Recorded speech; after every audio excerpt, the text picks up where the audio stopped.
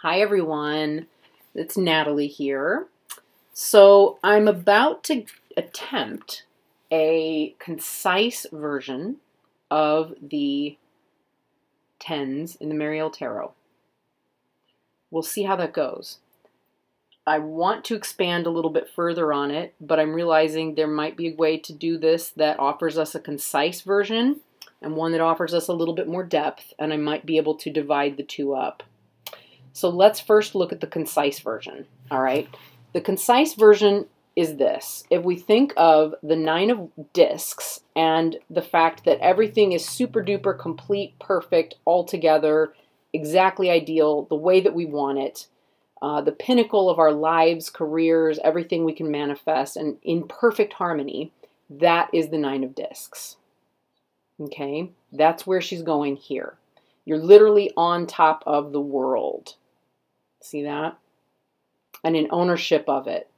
You manifest what's above into the space below, and in that way, you're like super duper powerful.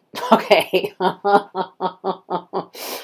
You've embodied that wheel of life, that wheel of fortune, in such a way that you've gained control of it. It is part of you, and you know how to use it and manipulate it as a tremendous magician. So where do you go from here? Because that's temporary. Like all things in life, it's temporary. So what comes next? This is just describing one moment or one state. So what comes next is in the 10s. In order to understand where we go from 9 to 10, let's look at a simple diagram here. And I'm going to just cover up part of it. There we go. Anyway, little makeshift here. All right. When we think about the journey of one, of numbers, we have 1, 2, 3, 4, 5. 5 is the furthest away from where we started in some respects, except maybe the 6, but you'll see that the 6 balances things. Ta-da! And then we're climbing back up to the 9. What comes after 9? 10. But what is 10 really? It's a 1 with a 0. It's reflective of this wheel. We've gone all the way around this journey, and we've come back to the start. But we're not starting from 1 anymore, because we've gained the experience of the whole journey. Right? This is a philosophy rather than something that's necessarily mathematical, okay? So, we've gained that 0. We've gained the power of that 0. And so as we enter into this 1, it becomes like an 11 instead of just a 1. Does that make sense? I hope that makes sense. So the way that Marie White is explaining this is she's letting us know that we're going to go from the outside of the circle where we really experience all of this stuff as happening. It's very real, it's very visceral, to realizing that if we place our focus on the center of the storm, right, all of this is spinning, but what appears to be still is the center of the wheel. And that is the way, that is the helpful way to view a perspective of the journey. That is the perspective from which all of this becomes less painful, less disruptive, less disturbing. It doesn't mean that we don't experience the highs and the lows. It just means that we experience them differently. Because instead of experiencing them as being the low point of our lives, we realize it's just another equidistant point from the center. Okay, does that make sense? Equidistant point from the center. So it's just part of the journey, in other words. And that's what she's giving us with the Wheel of Fortune. Fortuna doesn't care about whether what we're experiencing is the high or the low. She sees all of them as beautiful. They are all, for her, equidistant from, from the center. And she's also so far above it that all of it's beautiful. Because really, where is she focusing? When you look here, you see the center. You see this enlightened lotus, the divine lotus of enlightened unfolding. Things are exactly the way they should be, exactly the way they are, and they're just right. Okay?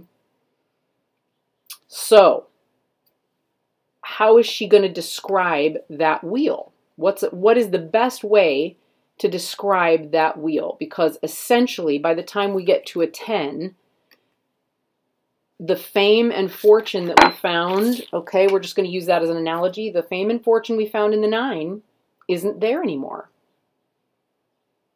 Boop, it's gone. It was a moment in time. Your album was at the top of the charts, etc., etc. It's not going to work. It's not forever. Now what? Now what?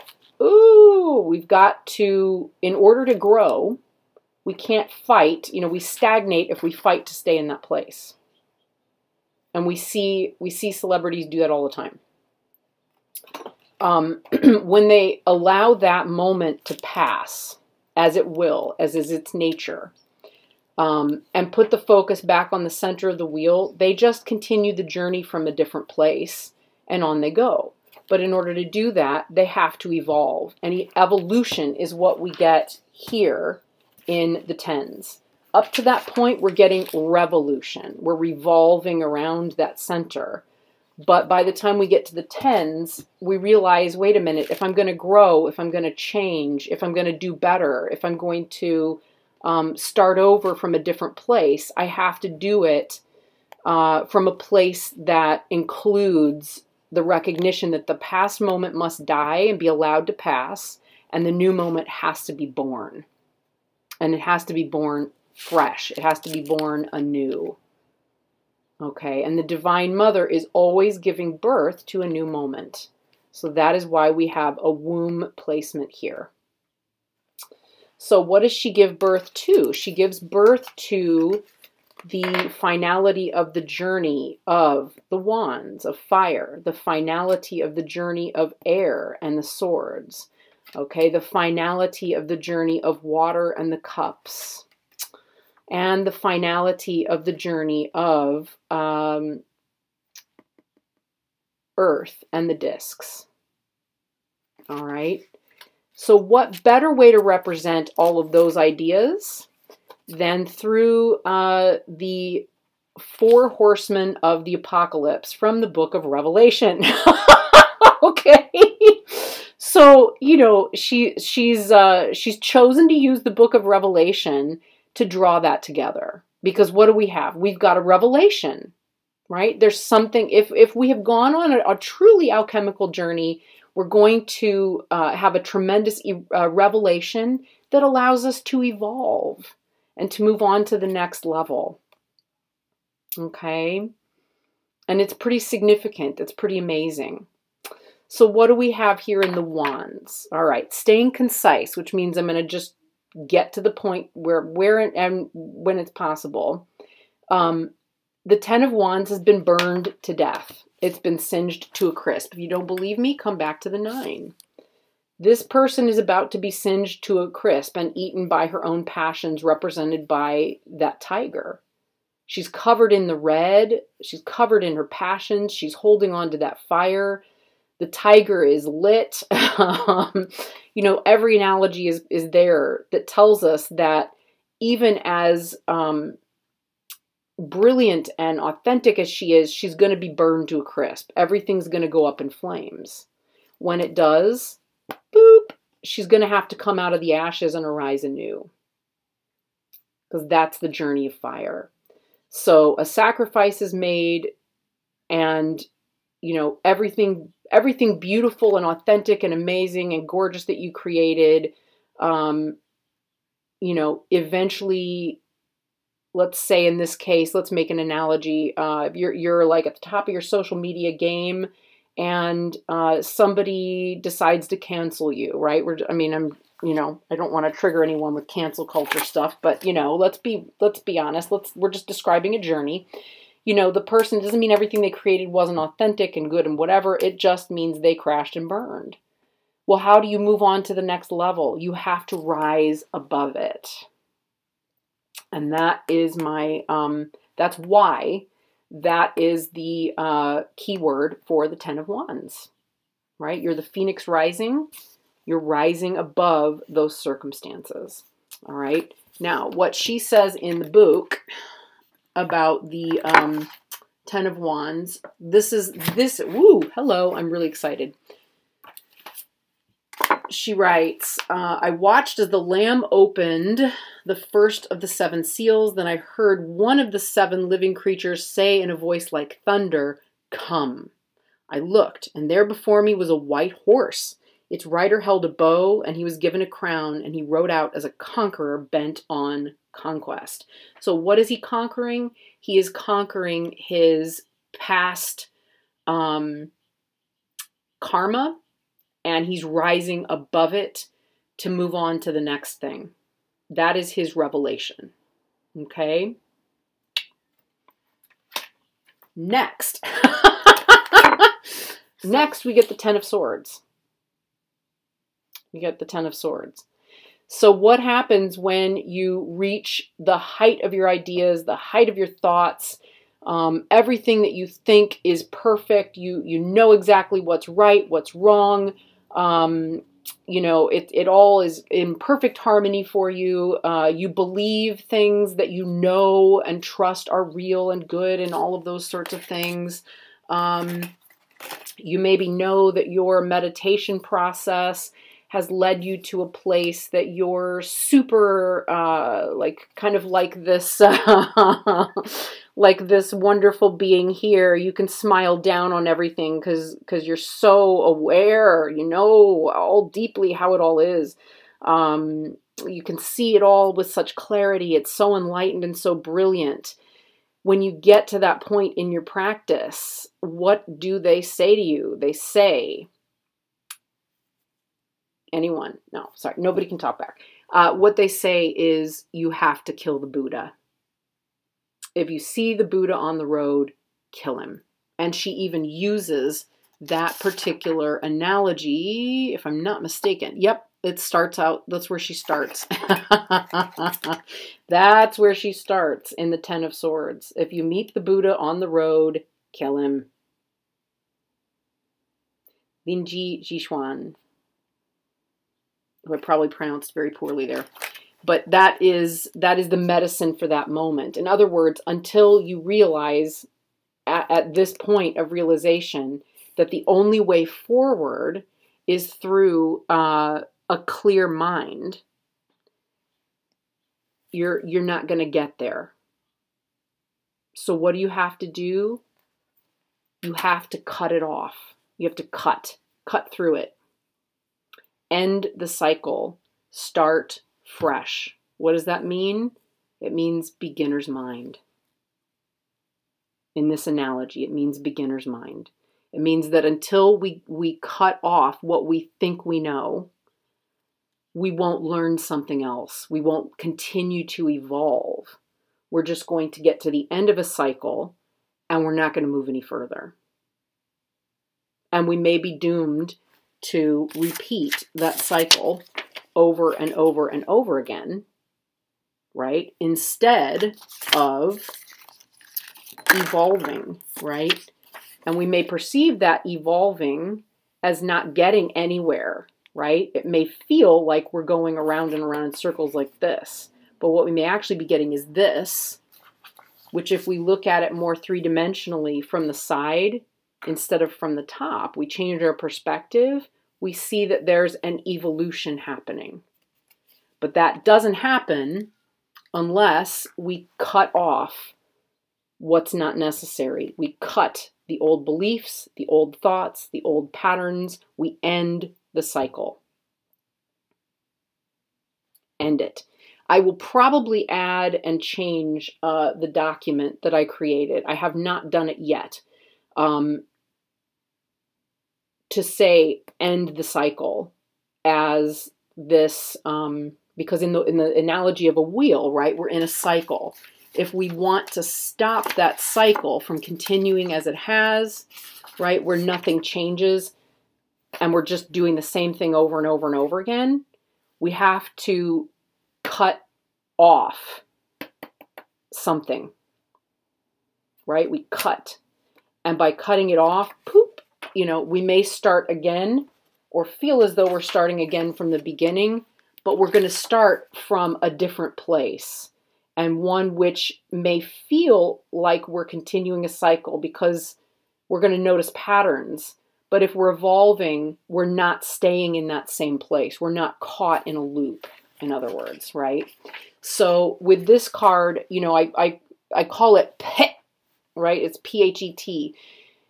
But that, because in the Tibetan practice, that's what you do to cut things off. It's how you end or remind yourself to cut the ego, right? The way a dakini cuts the threads of the ego for you and helps you cut it off or stop something, right? It's wrathful compassion.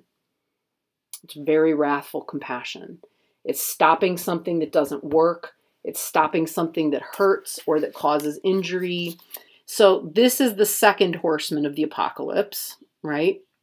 And she quotes it again from the Bible. When the Lamb opened the fourth seal, I heard the voice of the fourth living creature say, "Come."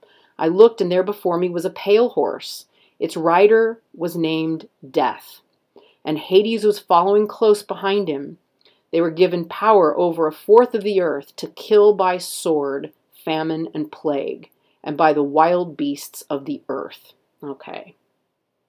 So Death rides a pale horse and has a beak like a plague doctor, which I really like. Right. So, you know, that's what we're dealing with on this one.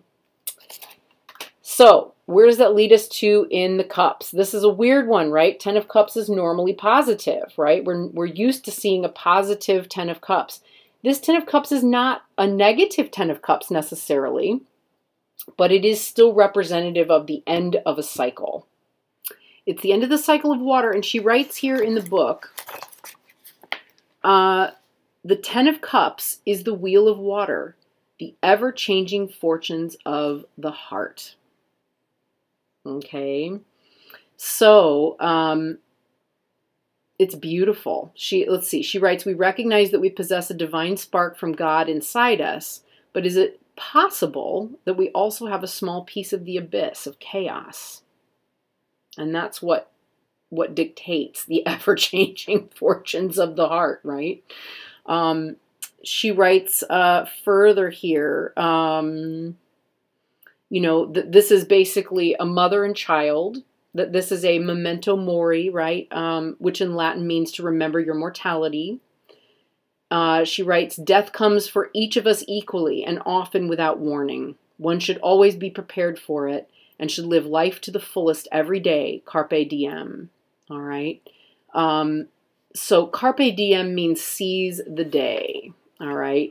Seize the day. So the water means, you know, instead of becoming bogged down in the depths of the abyss, rise to the surface, you know, lest you never see it again. You know, the abyss is always there for us. It's always there for us. But if we don't have the opportunity or give ourselves the opportunity to rise to the surface and appreciate what's there, you know, at the surface of things, in the cycle of life. So instead of, in other words, here's our analogy, instead of becoming consumed by the center of the circle and not wanting to get too close to any one of these events, we're going to hold our awareness in that center while simultaneously experiencing and allowing ourselves the experience of each and every thing that comes along, because life is short in a physical body. The center of the circle could be thought of, right, as no different than the circle here, right? The center here is going to be the center up here. You know, it's a matter of perspective. Are we looking at this from above or from below? You know, that's what we're looking at here. So in order not to get bogged down in the depths, in order not to drown too far, by avoiding, you know, by not participating, by having such a tender heart that it feels impossible to jump in, you know, she's saying don't stay outside of it, be in it. You know, be in it deeply, be in all parts of it. Be here and here. You know, it isn't either or. It's yes and. All right. So that's where we're coming from with this one. And then she gives us the quote.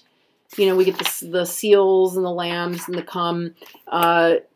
Let's see. Another horse came out, a fiery red one. Its rider was given power to take peace from the earth and to make men slay each other. To him was given a huge sword. And of course, we don't see the sword here. We don't have any of that, but we do have the cup spilling blood, right? We will all die. We will all lose everything at some point. Death comes for all of us, remember. So why not, you know, engage in those beautiful, sweet moments, the bitter ones, the sweet ones, the kind ones, the evil ones, all of them equally, and really fully embrace them, because we're all going to lose that ability at some point. We won't be here for it. Yeah. So good, bad, otherwise, etc. Remembering Wheel of Fortune does not view in Marie White's perspective.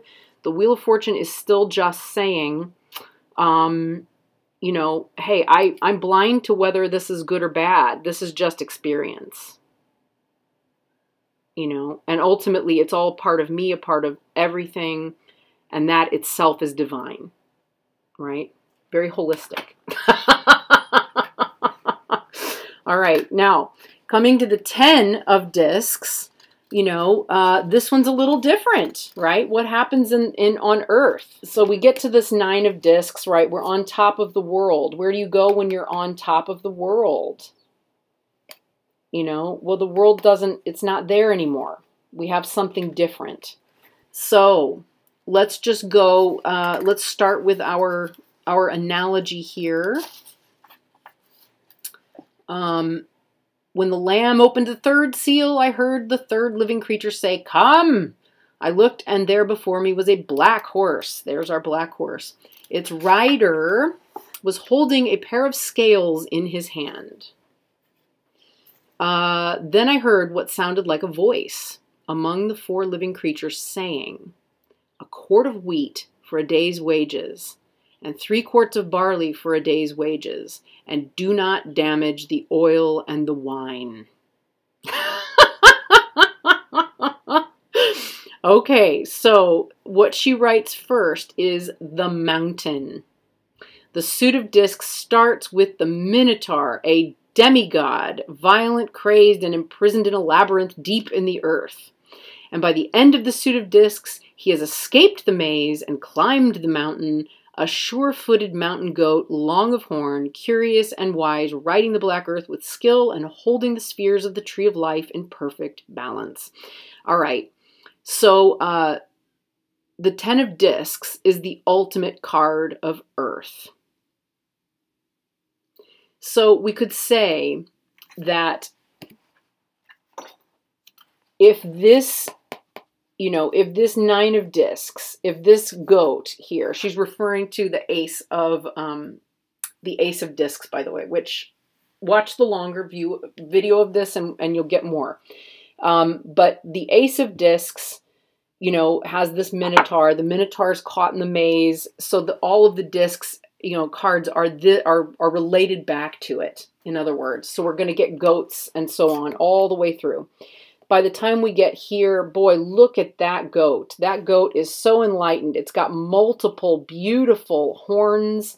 It rides that horse. It's got an angelic wings and power and full control, you know, of that element. You know, if we continue along the journey, of embodying. And let's say we're going to look at it from the perspective of this, right? So we have elementally in the 10s, just the 10s, if we have chosen in our journey to rise above the ashes of what got burnt, what went too far, what the passions and feelings and creativity and excitement that overcame us, the authenticity that led to being burned, by our own hand, ultimately, because of the way we interact with the world and the way the world reacted and so on. We rise above it and we carry forward, knowing that the authenticity, the truth, is the thing. Okay, we're a phoenix rising from the ashes. Then we'll understand we need to cut away at the structures, the thoughts, the ideas, the things that were in our lives that did not serve us, that held us back, and we'll get rid of them in order that we are not consumed by our passions any longer.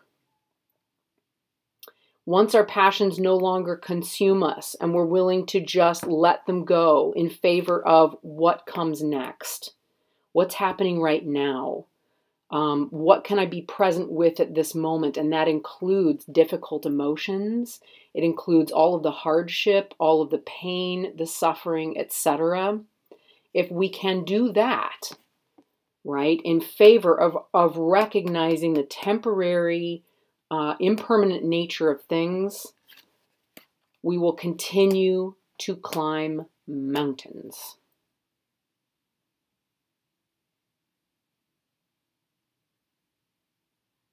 She writes, like the mountain, the 10 of discs is the ultimate card of earth. Every moment you make, visible or invisible, touches everything else, moving it.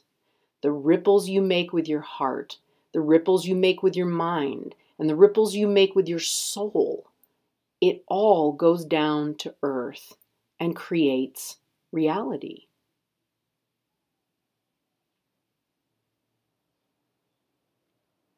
Yeah.